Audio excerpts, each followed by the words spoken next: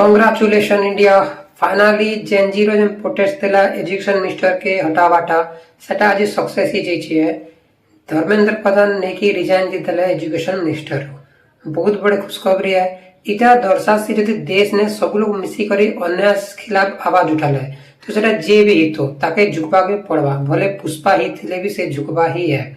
आउ इटा गोटे बहुत पॉजिटिव मेसेज आला प्रोटेस्ट चलला हिंदू मुस्लिम नेरेटिव जेन चलथला या फिर अलग जेन रिलीजियस सेंटिमेंट के नेरेटिव चलथला ये सब नेरेटिव फेल मारला है और देश एकजुट होकर दिखाला है। आई होप कि आवर नेशन टा आके भी एंता ही नहीं कि एकजुट करी सब प्रॉब्लम के समाधान करवाए। गोटे सवाल है कि एबे सीजीपी रो काना स्टैंड रहा जदा काली 26 तारीख लगे CGP nation wise candle march रो ने की अनाउंसमेंट करछे। इतार संगे मोर पर्सनली चाहिए जदि का के देश ने हटावार अच्छे प्लेटा ने की निर्मला ताई है जो तुमके भी लागसी है बेले कमेंट करो यस बोली करी या फिर सीजीपी बोली करी। Thank you.